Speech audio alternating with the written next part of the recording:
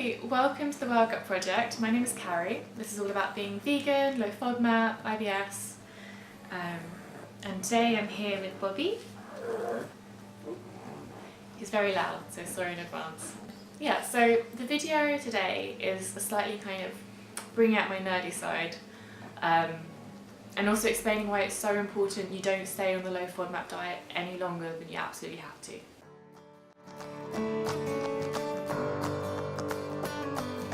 So during my degree and masters, I was studying biomedical science, and it was around that time when the Human Microbiome project had just kicked off. They were essentially mapping all of the different viruses, bacteria and fungi that are living in you and on you, and then starting to pull apart that data and understand how it affects disease. So now it's been about 10 years since that research really kicked off, and the findings have kind of been astonishing, and they've linked kind of your gut health and your microbiome to diseases such as Alzheimer's, cancer, diabetes and IBS. And for me personally, this makes a lot of sense because my whole kind of IBS trouble started when I was given some very strong antibiotics, so erythromycin, for a throat infection. It was tonsillitis, and then years of IBS to follow.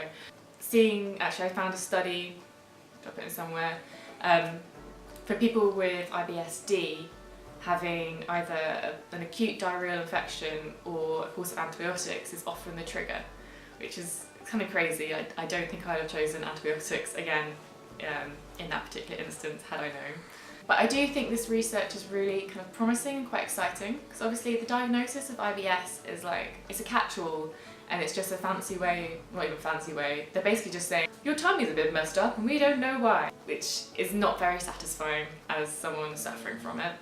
So the research now is showing actually there are quite distinct differences between people with IBS-C, IBS-D, and even within that, different causes could have different pathologies or disease-causing processes. So once you have, I don't know, maybe in the future we'll have very concrete, real diagnosis that you can do by checking the bacteria in your gut, and then we can have proper ways to treat it.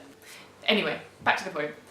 The reason I wanted to say this is because I've spoken to quite a few people now who have tried the low FODMAP diet. It's worked really well for them, and then because of that, they're too scared to then try foods again that do have high amounts of FODMAP. So there was a study that found long-term low FODMAP diets led to changes in the pH of people's fecal matter. It increased the microbial diversity, but then it reduced the total bacterial abundance. And the researchers cautioned this might not necessarily be a good thing. Also, other research suggests that having a really varied diet is important for good gut health. So having a restricted diet, whatever it is generally thought to be bad for your gut. The second point why you shouldn't stay on it too long is that all the other research around kind of good gut health is saying that prebiotics are so important for feeding the good bacteria. And these prebiotics, pretty much all of them are oligosaccharides. So for example, inulin found in onion and garlic is so good for your bacteria. They make them produce short-chain fatty acids, which help maintain a healthy gut. They reduce inflammation. They even make your brain feel good with a bit of dopamine. So if you're not feeding those good bacteria, you're not getting that hit of butyrate of short-chain fatty acids, you're not feeding the good guys, you're kind of starving them out. So you're not helping yourself long-term. So my goal with this is just to briefly touch on the microbiome and how it's related to IBS, and see if that's something you're interested in, because personally that was what I was kind of envisioning with the Wild Gut Project. It's getting back to that wild, healthy state it was meant to be in.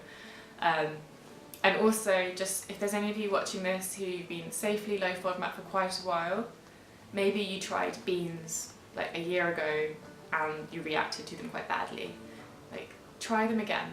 There is research showing that people's tolerance does improve over time, and maybe just the low FODMAP diet is just a break before you can then start reintroducing these healthy things back into your life. But yeah, my personal goal is to low FODMAP and work out my triggers, trying to have a really diverse, obviously plant-based diet, and start working in lots of research-backed low FODMAP healthy gut habits, and then keep trying to reintroduce more and more of the FODMAPs I can have because they are really good for you. Like, these are healthy plants that any other person would benefit hugely from eating on a regular basis.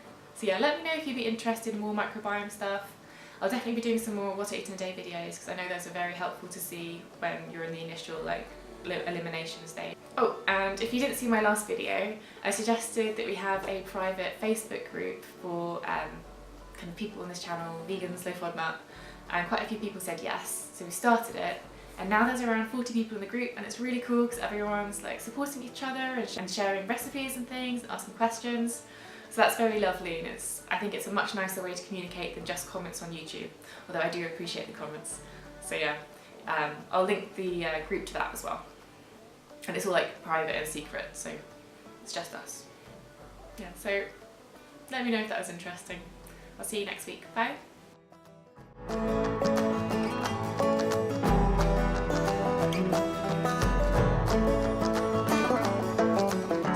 If Bobby's not in this shot, it just looks like I'm rubbing my lap, which is kind of strange.